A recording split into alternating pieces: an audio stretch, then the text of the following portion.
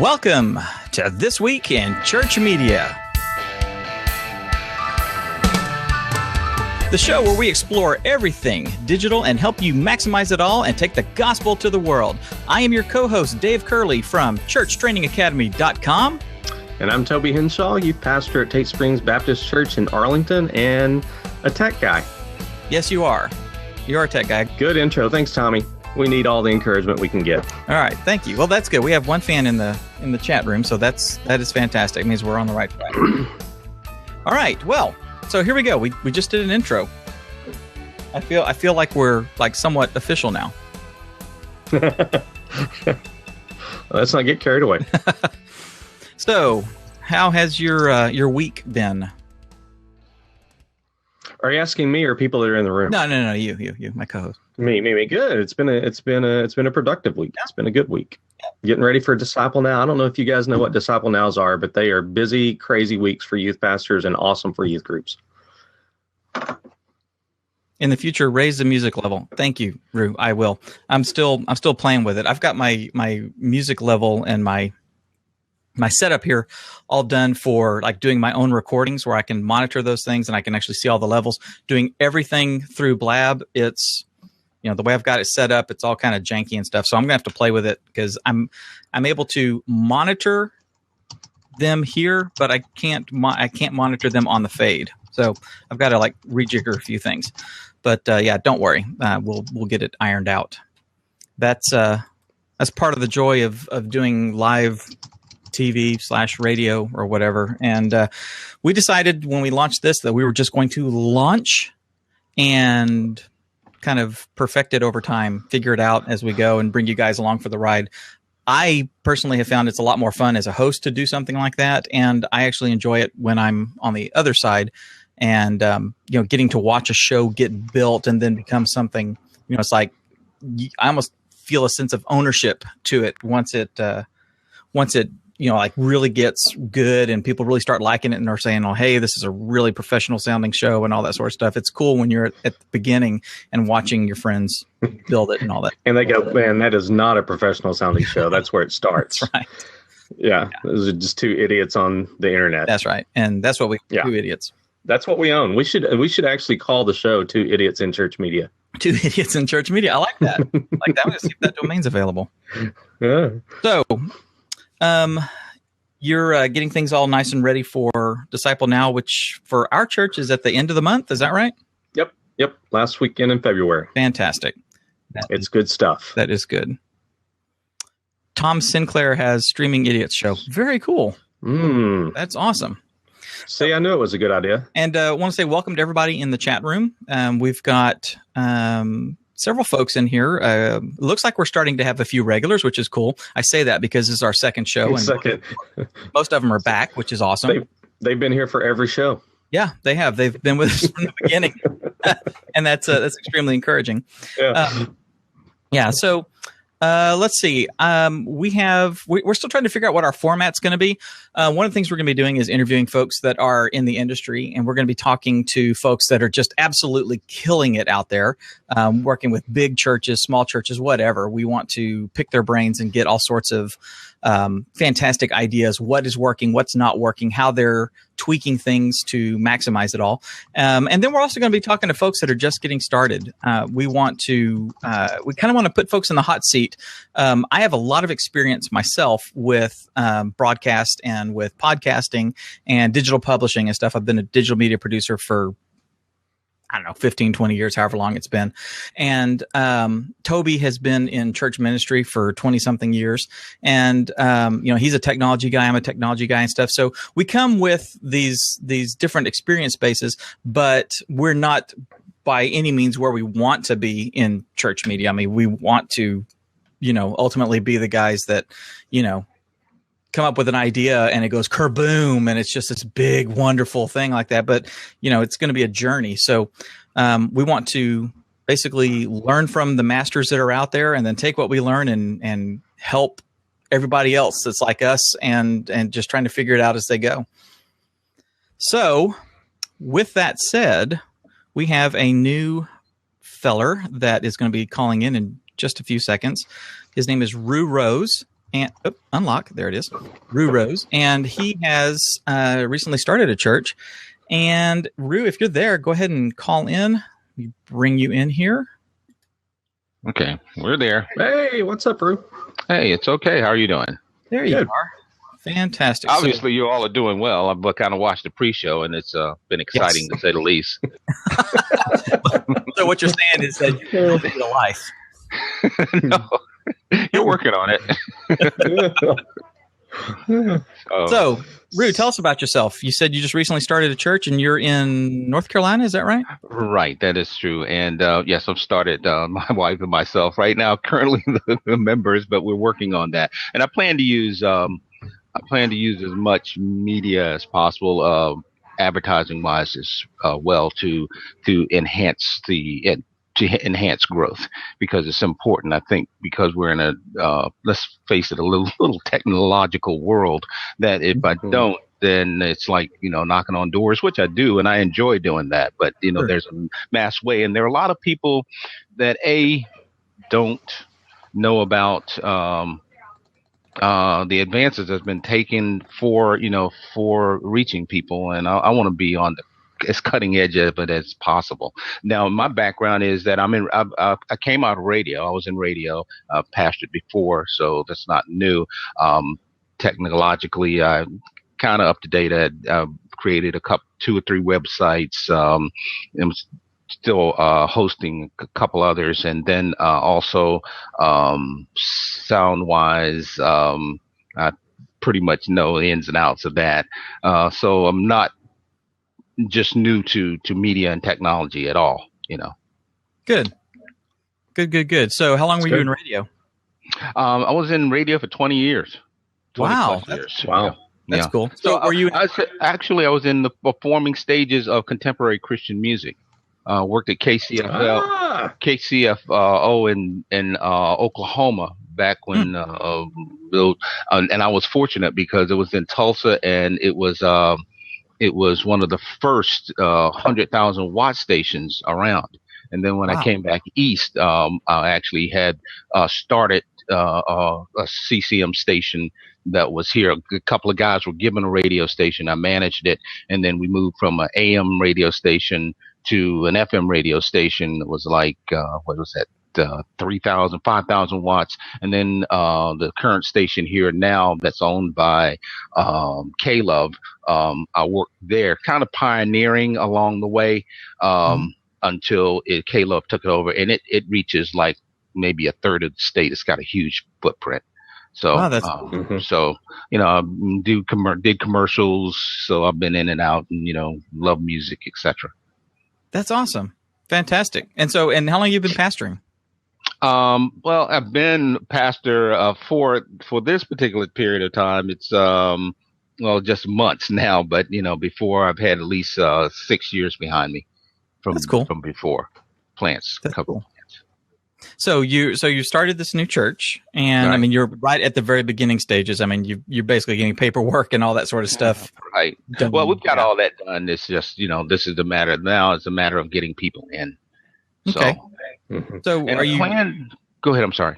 I was just going to ask: are you starting it as a home church, or are you just going to start basic, Sunday nights, Wednesday nights at the house, or what are you doing? Actually, one thing I'm doing is, we do Sunday morning, and I know that lifestyles of people have changed, so people don't do Sunday night as much as they used to. An older crowd is a good Sunday night crowd, but the younger crowd, not so much. Wednesday nights even on the downturn with that. So what I'm doing actually is I'm doing a Bible study on Blab on Sunday mornings, which I'm going to move that to Wednesday because it's a little close to church time. So I'm going to do that, and that's my outreach to the world. And I want to actually do either a Blab or a Periscope on Sunday morning, because there are a lot of people that can't come to church. And I think we are so, used to people coming to church, and numbers of church are dwindling a little bit in the standard church.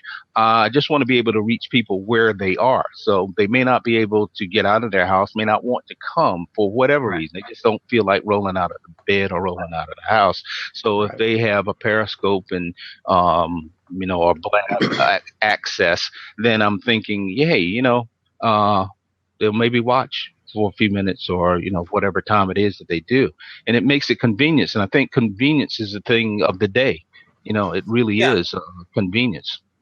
Yeah, I can agree with that. I mean, I can see that. There's two schools of thought. There is the if you're a Christian, you need to find a local church, you need to get plugged in, you need to start ministering there. And then there is the cynical that, I'm a Christian, I don't, organized religion bugs the snot out of me, and I don't like all the infighting and all that sort of stuff. I just love Jesus. And that tells me that those folks that are at that place are at that point in their journey, and right now they just need to be fed. And at that point, that's where I think that the internet comes in. There's the practicality of, hey, I'm sick, so now I'm tuning in, or I'm traveling, or I'm a missionary. That's one of the big things for me, is that missionaries out in the field that are constantly giving and feeding spiritually and physically, that they need to be nourished. And if they can tap back into their own home church remotely, then, they can be a part of that congregation that they grew up with. And so, I think what you're doing, I think is fantastic, because no one has to, when you're out there, there's starting to become a stigma around being a Christian. People are being a little more quiet than they used to. Mm-hmm. And being able to be a Christian quietly at home kind of breaks the ice. You know what I'm saying? It does. And you can see it. I go out and witness to people, and people will open up to you in general, mm-hmm. but they don't want to go to church per se. Right. And that's sad. But, the thing is, you don't have to technically be a church member to go to heaven. Right. It's not a requirement. It's never been a requirement. No. Jesus was anti-establishment. He never had. He preached in the synagogues, but most of his ministry was outside.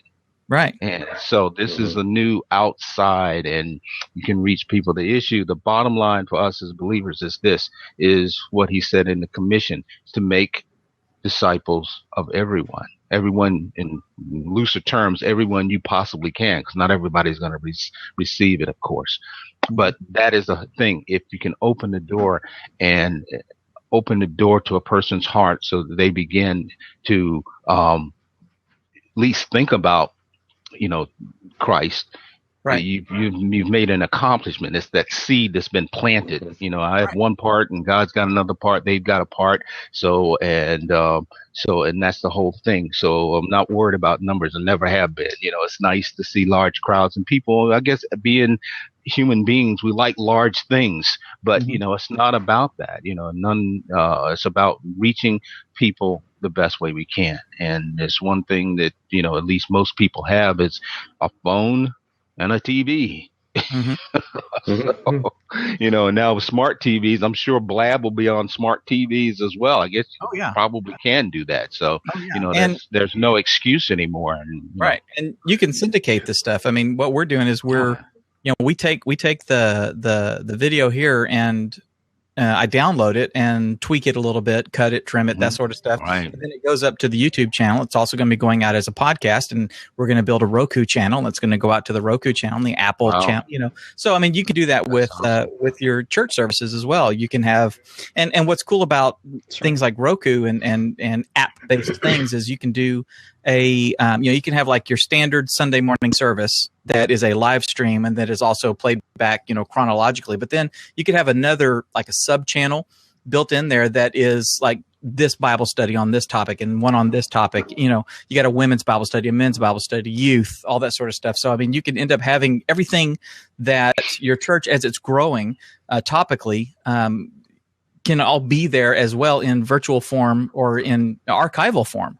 As well as in the live physical space. Do you guys have a physical space yet? Yes, we meet in a community center up the street. Okay. So that's one place, and of course that's going to be a part of it, because I was reading the side note there in regards to Yes, I don't believe that people will watch church on the internet and not go to church. Well, that's true. The idea is to motivate them to become a part at some point, and they will do that because the word says it. It says you need to go to church in order to be encouraged by other believers. I mean, right. It makes sense, and you cannot substitute the internet for personal relationships. I mean, it just shouldn't. I mean, it's good in some cases, but not all. And you do community projects on the internet. You do community.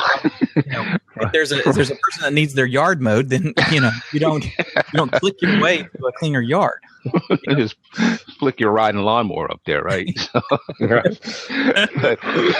but so yes, I want to do some of the things that you're talking about because it's and I think there's a resistance, unfortunately, is from some pastors even go this route because they're of course we have income to deal with, but I think it all plays out eventually because now you can do giving online, so Absolutely. It's not even a problem anymore.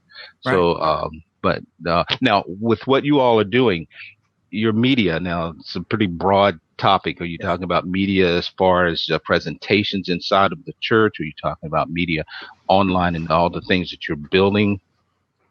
Well, originally for me, I felt a calling a number of years ago, and I'm ashamed to say I'm just now being really obedient to it. I felt a calling a number of years ago because of my background to take people like Toby, who is a good friend of mine, known him for a number of years. He's a very successful youth pastor. And he dabbles in some of this stuff a little bit. But if I said, hey, Toby, you need to take the Wednesday night Bible studies that you're doing and stuff, and you need to get them into a podcast, go ahead and get them live stream and get a Roku app built so that the parents, can take a look at them on Thursday night instead of Wednesday night. He'd be like, what? Mm-hmm. And the thing that's crazy for me is I'm extremely technical. I worked for Microsoft for 10 years supporting Windows Desktop and eventually Windows Server. I wrote training for 7 years for Microsoft, and I'm very technical. I pride myself on being technical. I'm more of a Mac guy now, but I love technology. And yet, whenever we come into the media space and the things that I thought it would be very similar and very easy for me to pick up. And what I found is that it's very different. It's technology, but it's got its own vocabulary. It's got its own methodology. And so I was shocked to realize, man, I need a Dave in my life to help me figure this stuff out, because it's not straightforward. And there's 30,000 ways to go about doing anything. And it's really helpful to find somebody that's like, no, here's the ways that you can get this done. And they have experience and they know how to get it done, rather than you having to try to reinvent the wheel on this. Right. It's crazy. Right. And so that's why I'm putting churchtrainingacademy.com together as it's going to be a blog/membership site for guys just like you that, for few dollars a month, you subscribe to it, and then here is curriculum, here is training, here is a community that you can tap into where you just getting started can connect with folks that were just getting started 6 months ago, and here's what they overcame, and you can tap their resources. How did you get past this hurdle? How did you do this? How did you get your show into iTunes? Who did you find to develop your Roku app? That sort of stuff. So just this hub where church staff and creatives can come together and share all their knowledge and learn how to maximize all the different tools that are out there. Everything from, how to podcast, how to live stream, what cameras to buy, what platforms are out there. Should we do it on WordPress? Should we pay someone $100 a month, to host our website? How do we do it? All these decisions that you guys have to make, we hope to be able to help you sift through all that sort of stuff and get it going a lot quicker. Yeah. And I find that that's an important thing. And I find that small churches have the most problem. They barely can pay their pastor, and then, other things that come along to help them along. Number one, they don't have somebody that's technologically knowledgeable,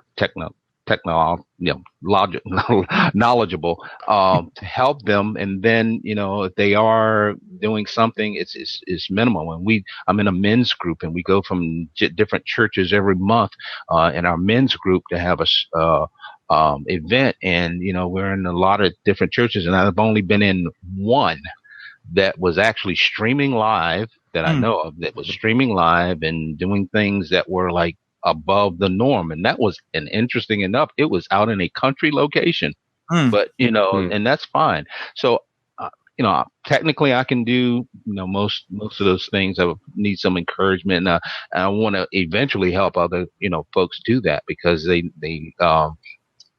it's important. The church that I was just at, I put them online as far as a radio station. It was a web radio station that they needed to be online with, and I was able to get all of that set up for them only because of my background in radio and and all of that. So, but to teach another person that, they look at it and it's like, major, code upon code, that it just don't understand it. It's not easy to translate. I did do a little instructional manual for them, but I still have to go in and physically help them out. Right. But to my point was that small churches are the most difficult, in that have the most difficulty in that area.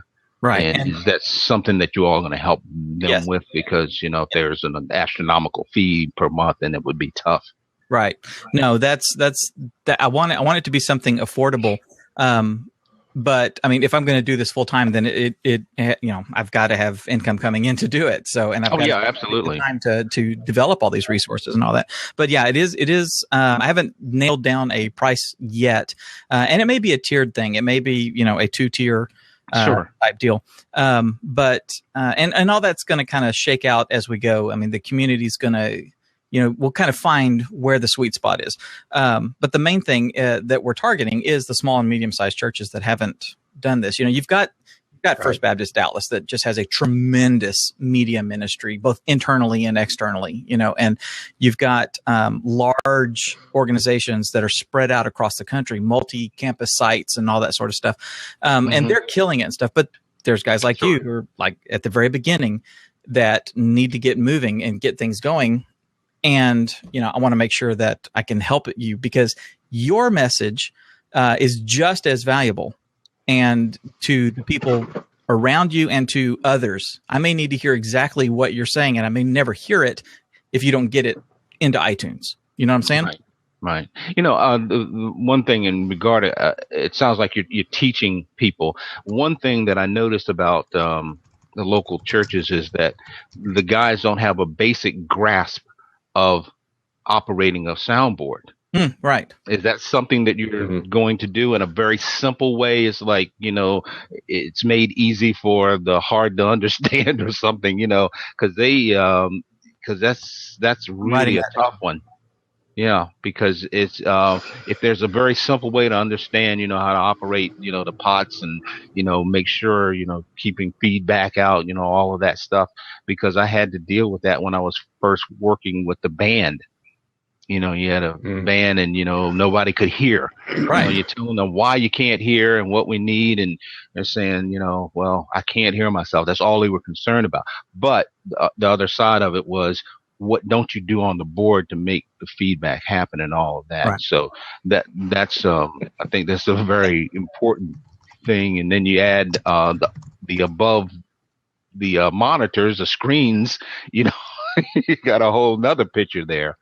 It becomes a lot. Yeah, it does. It's, and so you don't, but my hope would be, and this is just an extra thought, it's an opportune way to get young people into audio.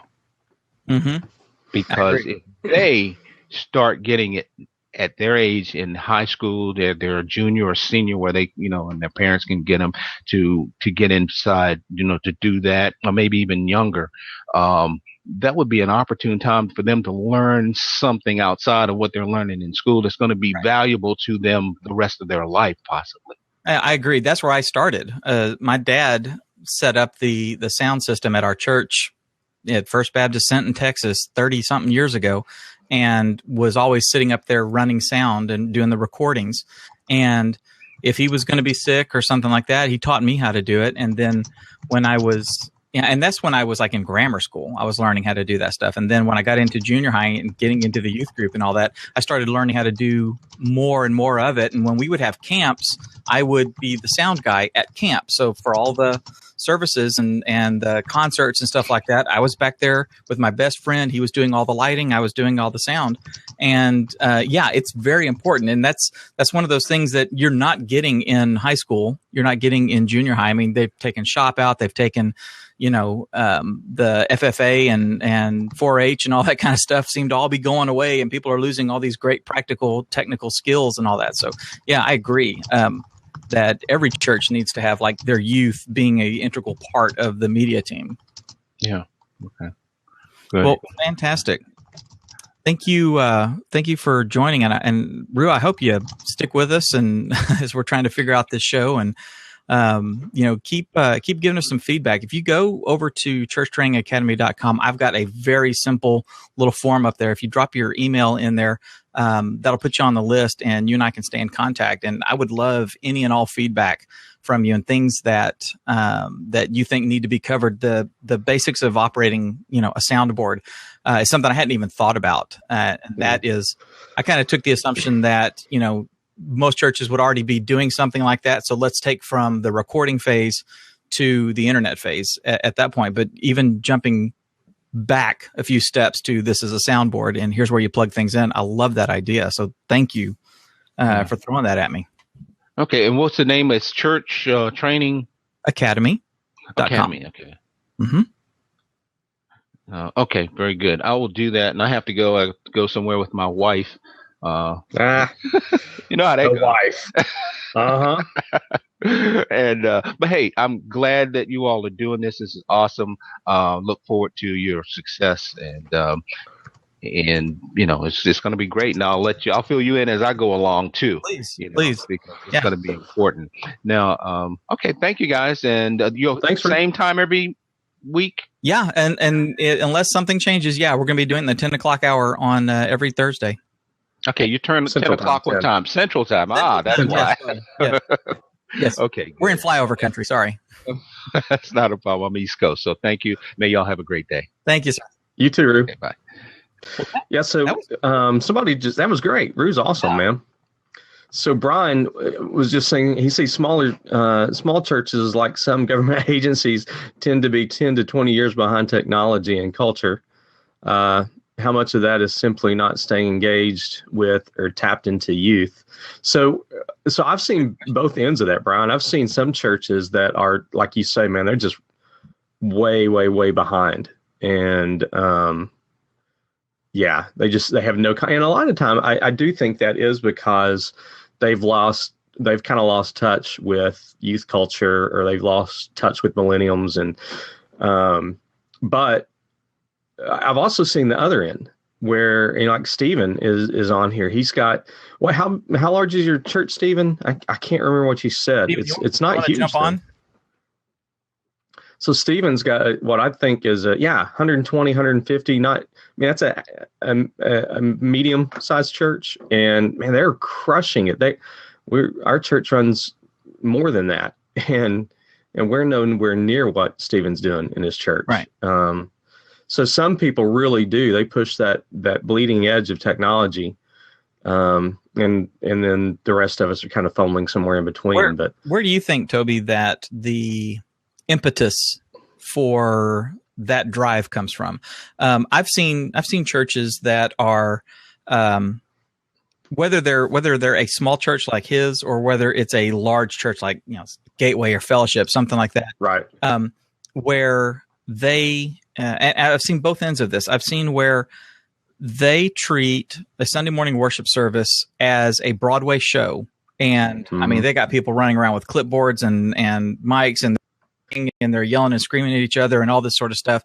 And then I've seen others that, and the focus is on the production as opposed to the focus being on the leading in worship. And I've seen the other side where all of that kind of hustle and bustle is happening, but the focus is not on the production. The focus is on getting the message out, and Right.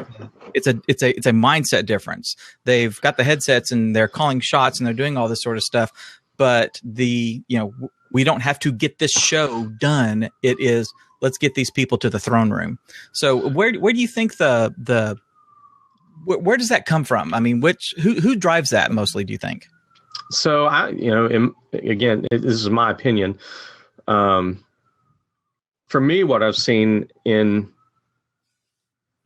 can really come either from church leadership, like staff, or it can come from the church itself. I think sometimes the church body dictates kind of what their anticipation and their expectations are. Mm-hmm. And so some churches are very performance driven, and there are great things to be said for that. There are negatives to be said for that as well. Mm-hmm. I think sometimes we can allow the technology and the performance to outweigh the message. And yet at other times, I think the technology and the performance enhances the message. And it depends really, and I could be wrong, but I think it's a heart issue on, man, who are we lifting up? Are we lifting up the Savior? Are we lifting up Christ? Or are we trying to make ourselves look really good and really cool and sound really great? Right. And it should be both, right? You should want to be really good and sound really great. You want to give your best to God, and if your best is making sure that the lighting is right and that the sound sounds good and all that sort of stuff, and as a technical minister, then that makes sense. You want to make sure that your job is to make sure that everything is good and there's not a distraction being caused by anybody in the audience, but you are getting them to the throne room. So that does make sense. Yeah, and so I think Tommy's question that he asked there is right on the money. I mean, however we're using technology, ultimately we have to ask the question: would he be welcome here? Would he be happy to be sitting in the middle of all that we're doing? And so that's a really valid question to kind of check. What are our motives? What are we trying to accomplish with all of this? And I've been to some. I went to so disclaimer. I tend to run on the, man, it doesn't have to be perfect. We just have to strive to glorify God. The message is the main thing, not the medium. Right. And so I tend to lean that way. But man, I was at a concert of a very popular group a few weeks ago. What, the Hillsong one? It was actually before that. It was Chris Kane and Carrie Job. Mm-hmm. And love both of them. But man, when this is going to sound crazy, but whenever Carrie Job went into her concert, they did this thing with the lights. And again, I prefer less, not more. Mm-hmm. But they did this thing with the lights. And I had this moment where I was like, that just blew my brain. How much more incredible is it going to be when we worship around the throne? Mm. And so it was this moment where technology did take me to another level of anticipation and another level of worship, as I was like, wow, that was mind blowing. How much more incredible is it going to be? Mm-hmm. So I think technology can do both. I think it can enhance or it can take away. It just depends on how we use it. Yeah, I agree. And the other thing is, I think sometimes it's driven from the staff, where the staff says, man, we need to be on top of technology. How can we be using technology? How can we be using media in our services and outside of our services to reach people? But then I think sometimes there's people like you that are really passionate. They're a part of the church that come and say, man, I want to help elevate this. Mm-hmm. And so that's the blessing to the church, when there are people that are like, I have this passion and I want to be able to step in and help. And I love that, because then that gives that person a chance to develop a team that ministers in a way that they really own. And I love that. So Tommy asks, Toby, do you feel the kids heard the message? Are you referring to like at the concert, Tommy, like say the Carrie Job? Do you think that okay. Yeah. So did that, do you think it enhanced with everyone around you?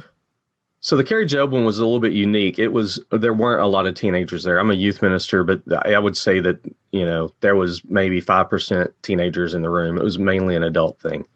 And the message was very, very strong. Then a few weeks later, we did go to a Hillsong concert, and I've got a great, we've got a great youth program, and a bunch of great youth that are very discerning, and they did walk away from the Hillsong concert with some questions in their mind about the message. To me, there wasn't anything that was theologically wrong, but the way that it was done was just a little uncomfortable. Man was lifted up pretty high during that, and my youth picked up on it really quick. And so I think we got to be careful about not letting the technology become about us. It's about the message. It's about Jesus. I see that. I think a lot of that, like you said, comes from the top down. I think we used to be members at a church that went from being a growing small church of 400, 500, 600, literally cramming into the pews and the space and wall to wall and all that sort of stuff. And that's a great problem to have when your church is growing like that and you have to sit there and it's uncomfortable and you're hot. That's great. They built a very large campus, bought a lot of land, built a very large mega church style facility. And it was interesting to watch how things shifted. Because at first it was like, this is something that we can't do. So God, and we don't want to do it with debt. So God, you have to provide. So there was huge amounts of prayer and seeking God's face and everything, and pulling people together. And can we do this? Can we do this with a giving campaign? And that all worked. And then once it started happening, it started becoming, look what we did. And as opposed to look what God is doing. Right. And before you know it, it became, every single service became a big old attaboy backslapping. Look at what we did in our magnificent facility and all this sort of stuff. And it's like, it's almost become an amusement park now, and that's something that I want to make sure, like with our church, and we're, when it comes to media and we're just now starting to really stretch our wings. We've had, our show. I've been in this world so long. Our show, second episode. Yes, beta.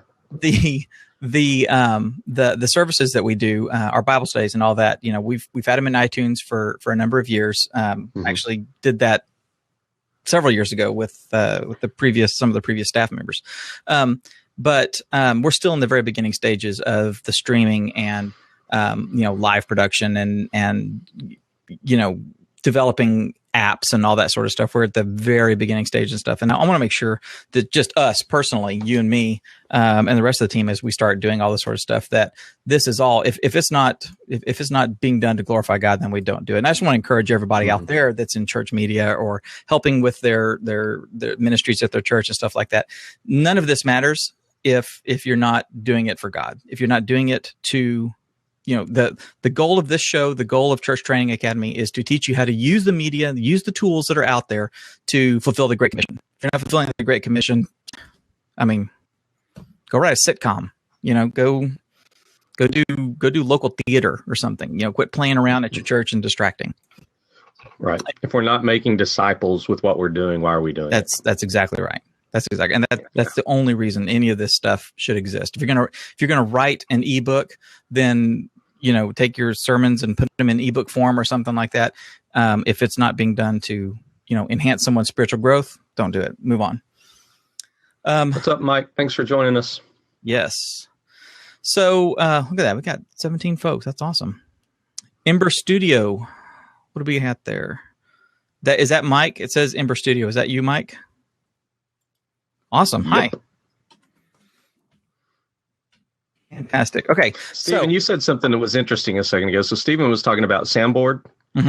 And so I've totally experienced what Stephen's talking about. So we've got, so first of all, I don't know how many of you talking about soundboards are still analog versus digital soundboards. But we've got an LS9 in our youth room that in the beginning was so confusing to me. Getting to everything, you had to go different layers of the soundboard, extremely confusing. Hired a guy to come out and do some training with us, and then figured out, it's really not that complicated. It's not really that much more complicated than an analog, and in a lot of ways is less complicated. But the interesting thing, and I don't know if you've encountered this, Stephen, and I don't know how to battle it, is people that I train on the soundboard come in and they're pretty meek and they're pretty trainable. But once they've done it for a little while and they begin to take real pride in what they're doing, it's like this personality switch happens. And all of a sudden, they become subject matter experts. Yeah, they become subject matter experts, and then they become difficult to manage. Yeah. And they can't leave their fingers, and and sound is highly subjective. Mm-hmm. And so, like you were talking last week about going around with like a meter and making sure that like the sound was right in different parts, but man, it's so subjective. And this person that came in is a huge blessing. At some point, it seems like almost always you end up having to have that sit down talk and go, man, love you. Let's talk about the way this should work. Right. But yeah. And I don't know why sound is more that way than anything else, but it's huge. People that learn it begin to have extremely strong opinions and want to just run it. Yeah. They want to run it, and then they also, it's almost like they're trying to build in job security as well. They won't tell you everything. It's like, right.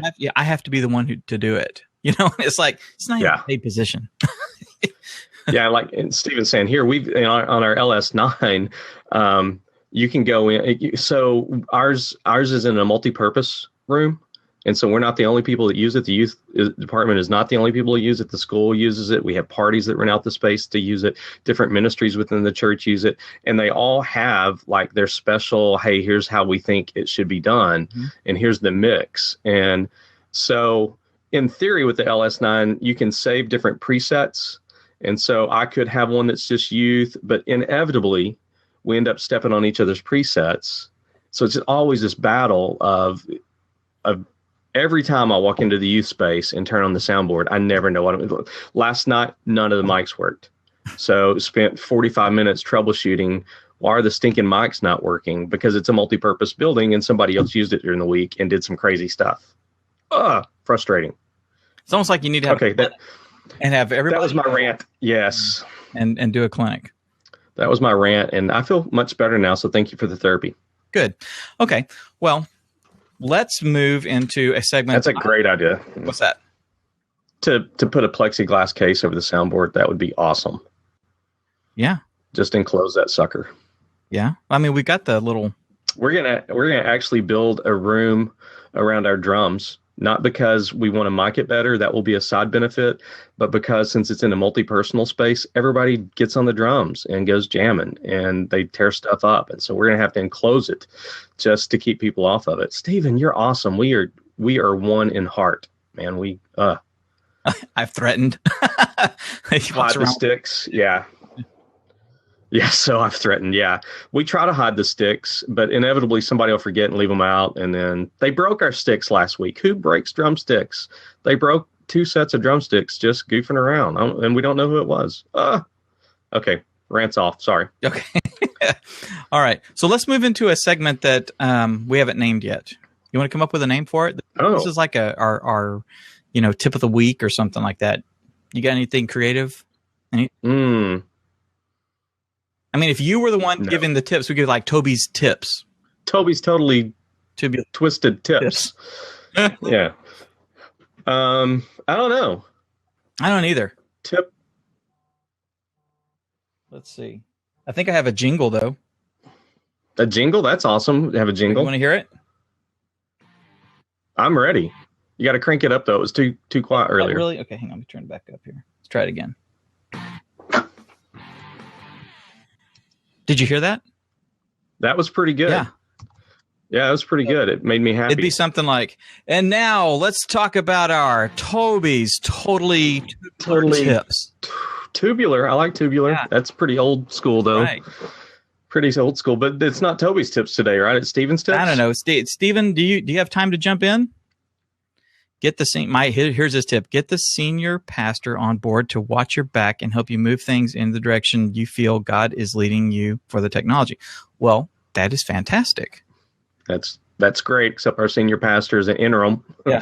So it really falls on the rest of the staff to kind of make this stuff happen. And I won't go any further on that rant. Our church is great. Multi-purpose rooms are a beating. That's all I can say. That's a problem that you're going to run into in any type of multi-purpose type deal where you have to schedule the space. You have to do this.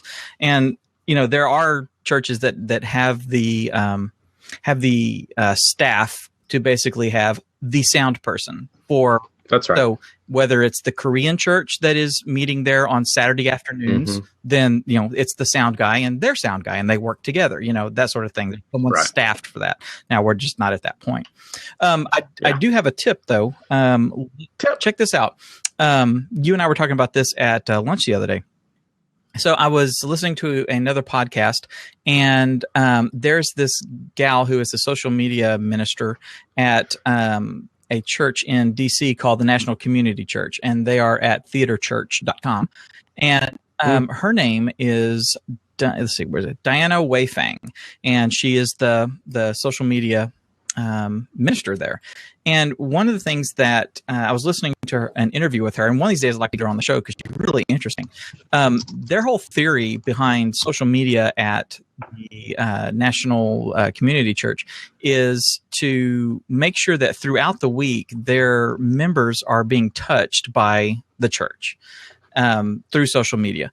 And because of their location, they're in Washington, D.C., and as you know, that is a very transitional type of community. You've got people that come in and go and come and go and come and go, whether it's, members of Congress or staff or, people that are in the military or whatever. She said that they have they've got their core members that are always there, but then they've got people that are just constantly coming and going. Sure. And so what they do is on their with their services, so whoever, whether it's her or the person who's actually does the editing of the services, for publication or whatever, they're in there making notes, and they go through the pastor's outline and the different bullet points and things like that they that he uses. They will then take those things and break them up into 140 character tweets and Instagram images and things to put on Facebook and Pinterest. Cards and things like that, and have them schedule. They use some scheduling software to drip this stuff out throughout the week. So you hear the service on Sunday, and you participate in the worship and all that sort of stuff. But then Monday morning, you get a little nugget. And that's our transitional pastor Heath. I see him doing that, where he'll take some of the songs that we have done, or a song that he's listening to throughout the week, and he'll tweet out just that one of the little phrases or the chorus or something like that. I think that's great. And so what the tip is, do that. I think it's brilliant.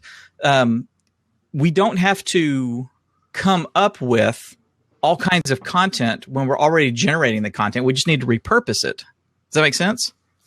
Yeah. And one of the things that I want to start doing, I'm going to be doing this on my own, just with my audience and giving out tips and all that. But with Instagram, you can do video, right? Like 15-second videos. And I know you and I've played with it with the youth and stuff, where we use, we take these little videos, and I like to, during the worship, the youth worship, I like to shoot a chorus of a song and throw it up on Instagram or something. Mm-hmm. But what I want to start doing is taking like the services, and you can take these little 15-second segments, these points, these bullet points, these statements, a scripture, something. You can portion that stuff out of the service as a whole, and take those, edit them down 15 seconds, 14 seconds, whatever, and then throw them onto your camera roll and then upload them to Instagram. And then obviously through Instagram, you can publish to Twitter and you can publish to Facebook as well. So that's something we're going to do. And I encourage everybody else to try that. Taking the existing content, repurpose it a little bit more for social media and, see how it goes. Do you guys do anything like that? Or any of you taking content that you've already created and repurposing it in any way? Or are you using Instagram? So Instagram right now is the top percentage of what teenagers are using, and then flying up really close to that this past year has been Snapchat. Yeah. And so are you guys using Instagram, Snapchat, any interesting ways? And Dave, I have a question for you. Okay. Hi, Sarah. Hey, Sarah. So let's say that we are in a service and we're watching the pastor, and we realize, man, he just said something that's really interesting that would be like a great little grab. Right. I mean, how do you, with whatever software you're using, is there a way that you can mark that space so that you can come back to it? How do you do that in an easy way? Like in real time? Yeah. Or is there not a good way to do that? Well, okay. So, I was telling you guys last week when we were talking with Stephen, we're looking at getting a TriCaster for the church. One of the things that we can do with the TriCaster is they have there is social sharing that is built into the TriCaster. It's not as robust as it probably could be, but you have the ability to grab a still and automatically have it tweeted out. You can grab a video clip and automatically have it sent up to YouTube and stuff. And I'm thinking that we can actually use that basically as an index to grab time markers. Maybe that's what I'm thinking. It's just almost like marking when you're recording in like Pro Tools, or when I'm editing in Adobe Premiere. As I'm scrubbing through footage, I can drop markers on the timeline for areas that I want to come back to or do something with. And I'm thinking that we may be able to do something like that. Short of doing that, unless our recording software or our recording hardware allows us to like do index marking, it's going to have to basically be someone who is during that recording, when they hear something like that, mark down writing it down, something.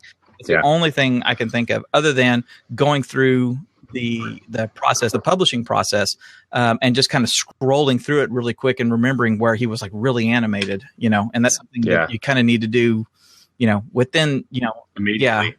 So I don't know. It's a good question. Has anybody come up with anything on their end? Steve, have you come up with anything on that?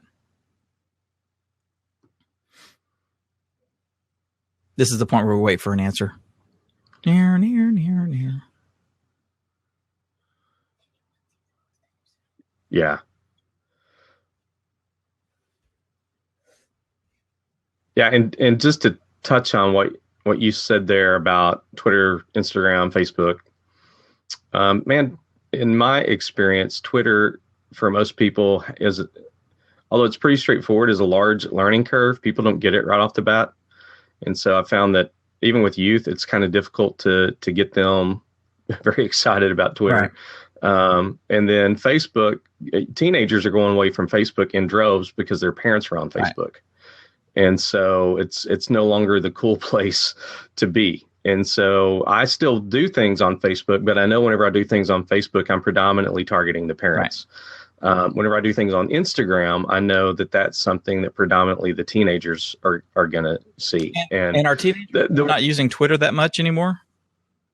Twitter kind of had a spike, and with the teenage population, it's plateaued and is now beginning to decrease. I'm so Twitter seems to be more of a broadcast medium, basically, where you and I and other people are gathering information through Twitter. We're finding out about things through Twitter, but we're discussing them on Facebook or other channels, Right. I agree. Yeah.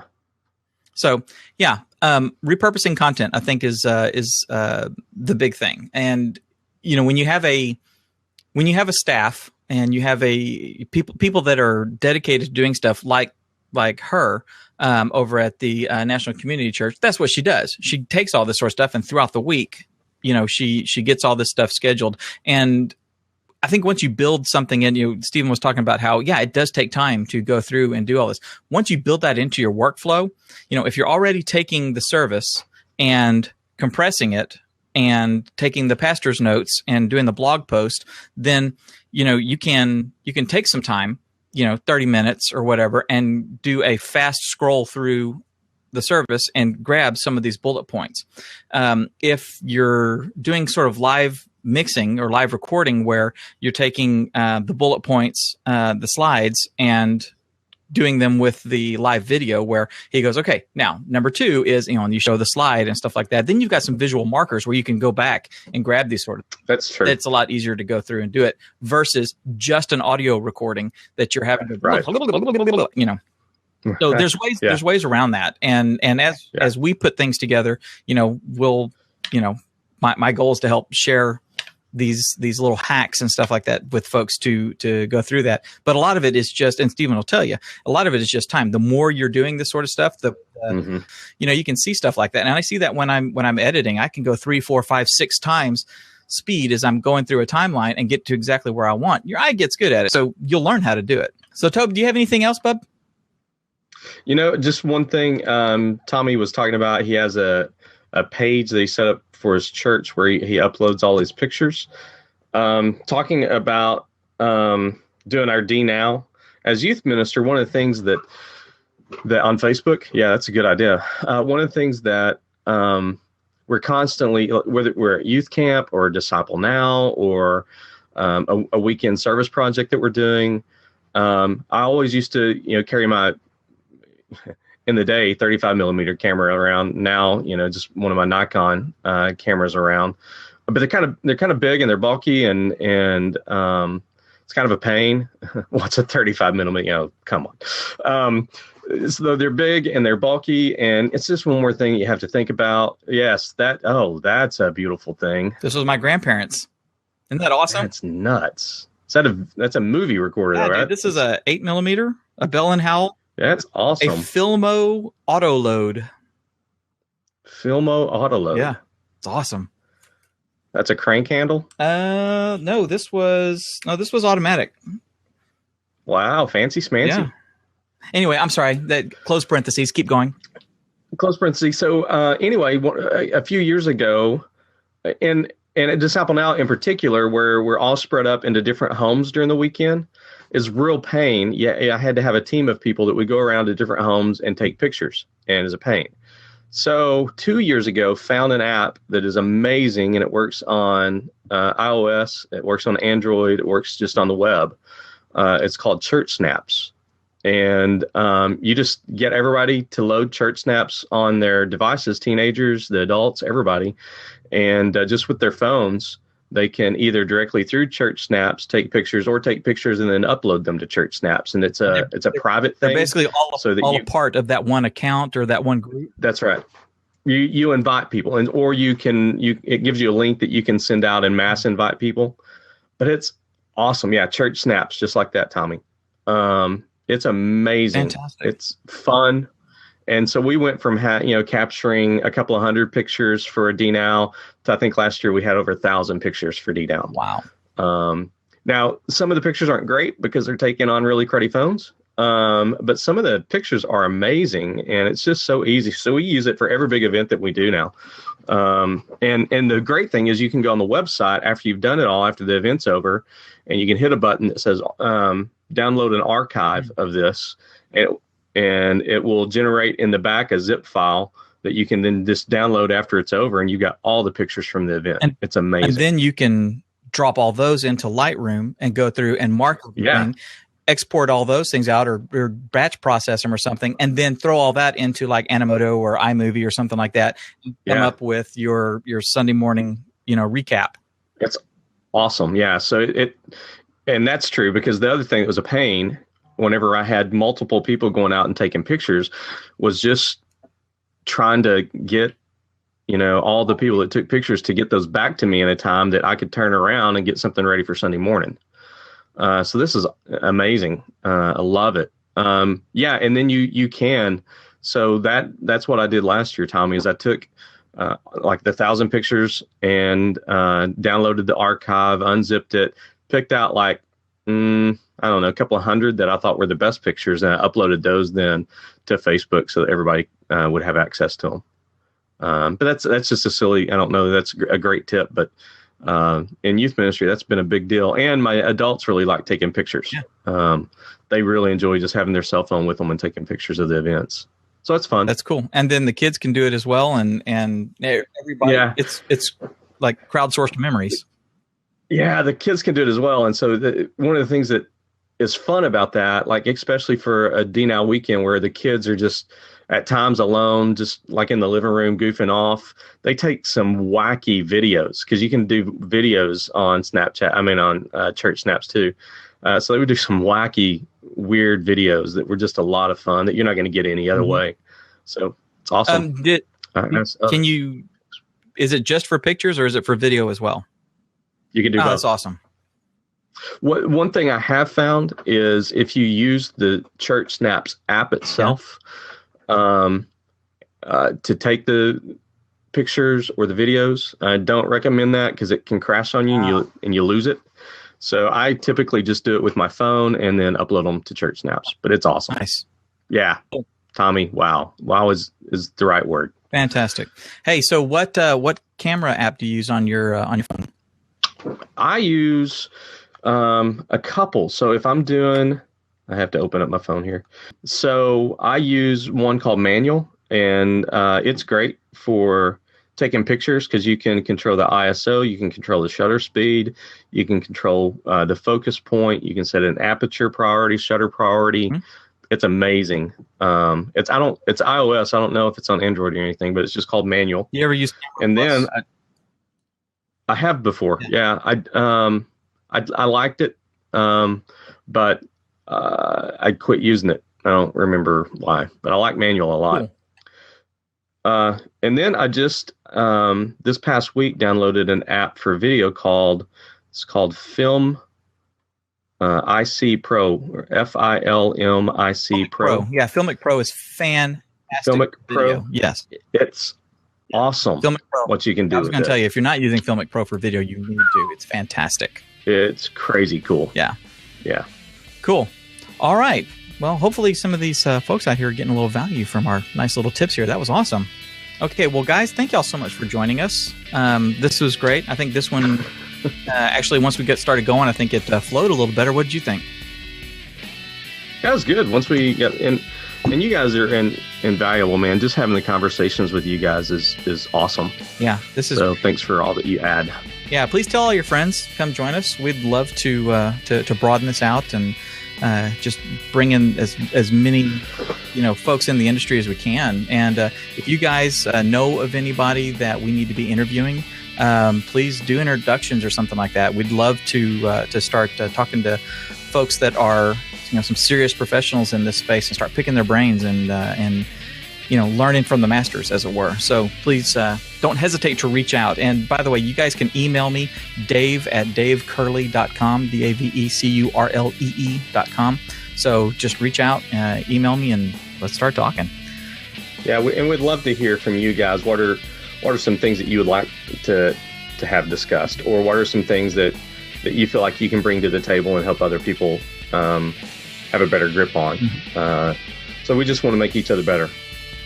But yeah, if you can say, man, I think these would be like ProPresenter. If you want to know about ProPresenter, well, we can talk about ProPresenter, or whatever is on your mind that would be a good conversation. Let us know. Mm-hmm. Please. Well, thanks, guys. We will be back next week, all things being equal, and the 10 a.m. Central Time on Thursdays. And thanks, guys, for watching. Tobe, thanks for joining me again today.